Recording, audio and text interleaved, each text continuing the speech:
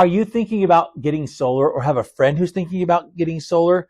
Before you do it, watch this video. It's going to be one of the most important ones you can watch. Join me here on Moveonomics, and I'm going to tell you the truth about solar. Hello, and welcome to Moveonomics. I'm Peter Fife with Coldwell Banker in beautiful Prescott, Arizona, where Prescott is everybody's hometown. And today we're going to talk about solar. Should you get it? Should you not get it? I'm going to preface it with this. First of all, I have a leased solar system on my house. I like my solar. I also was a solar consultant for Solar City, which is now Tesla, for 1 year, just as to be familiar with it. So I'm very familiar with solar and how it all works. But the reason why I'm doing this today is because I've seen a lot of my clients be hurt recently by buying solar on their house. Years ago, in 2012, 13, 14, here in the APS, that's our electrical company's area, up in the greater Prescott area, it was a no-brainer to do a leased solar system. Reason being, the lease price was about 10 cents a kilowatt hour, and the price of power at the time was about 18 cents a kilowatt hour. It didn't cost you a dime to put it on, and it was a lease system which is fully transferable to the new buyer. And it was also a grandfathered system. Whatever you produced, you got back for free. Now, if you're a solar consultant and you're mad at me for this because it's going to affect your business, give me a call. And if you think something different, that's fine. But I'm going to tell you the facts to you as people considering doing it who are going to be selling your house with me sometime in the future. This is what I'm seeing today and now. Mr. and Mrs. Seller end up throwing solar on their house when they move in because they think it's such a great idea. They get some of the tax credits, which a lot of those are going to be going away, by the way, with the big, beautiful bill. So be informed on what those are. If you got a lot of money, and you just like the idea of solar because you want to be green, that's great. Go for it. But understand you're going to be probably paying for power for the next guy more than you're paying for yourself. Generally speaking, almost every solar system I've ever calculated out when you have to pay for it, meaning financing it or paying cash, is generally between a 12 and a 15-year break even. What that means is it will take you 12 to 15 years to get your money back and be ahead. Those last 5 years you might be ahead, but the reality is 85% of people move every 4 to 5 years.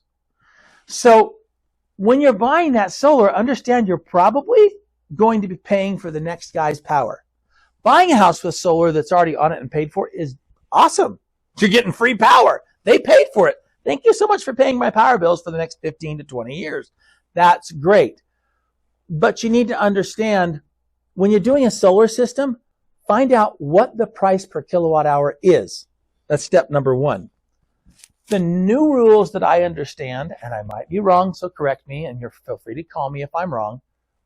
Right now, APS in our area, if you have a solar system and it produces extra power, they pay you for that power.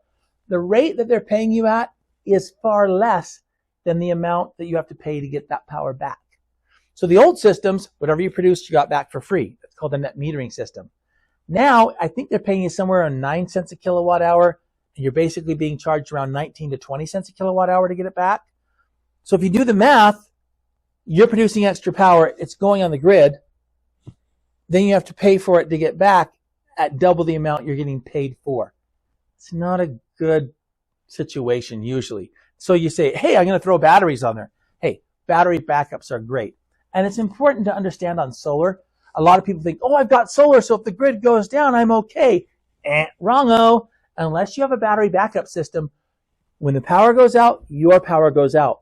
Because when you have solar on your roof, if it's producing power and the grid has gone down and you're throwing power back on that grid, that poor lineman thinks he's got no power on the line. He goes and touches that line and bam, he gets electrocuted and dies. So it's set up that federally so that if the power lines go down or if the power goes out and you have solar, it automatically shuts off your system. It won't produce any power unless you have a battery backup system. Now, battery backup systems are great if you have a lot of money and you don't care. Because if you're worried about the grid, which there's a lot of reasons to worry about the grid, I get it. If the power goes out, you have a battery backup, you'd never know the power went out. And that's a great thing, but it's going to cost you a lot. When it comes to making financial sense, I don't see it happening. Okay? I just don't. And the biggest problem I have, and the reason why I'm talking to you right now, the vast majority of my clients who are putting solar on their house don't know what they're getting into, and they're doing these loans on them. And the problem is when you have a home and you have a financed solar system, the next buyer coming in would have to assume that financing, which now affects what's called their debt to income ratio and their ability to qualify for a loan. They might not qualify for the home and the solar. I would say 95% of the time. 95% of the time, if you have a financed solar system, you're going to get stuck paying that off. $20,000, $30,000, $45,000.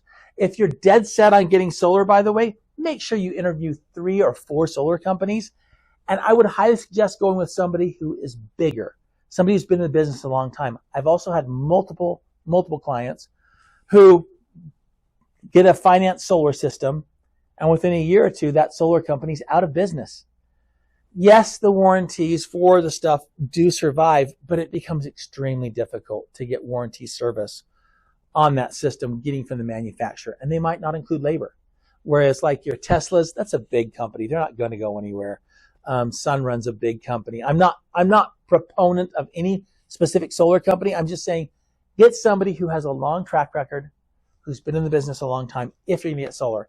And frankly, if you're really considering solar, just give me a call and we'll talk about it. And one more final thing about solar, just so you know, it doesn't really increase the value of your home.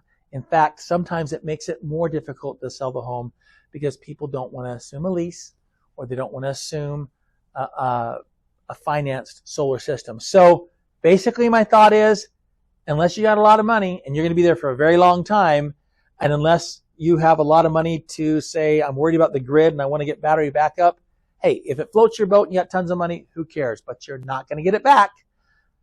That's the reality. Thanks for joining me on Moveonomics today. Please tell all your friends about this video and share it with them, because this is so very, very important. Make sure you subscribe to my YouTube channel, and we'll talk to you next time here on Moveonomics, where Prescott is everybody's hometown.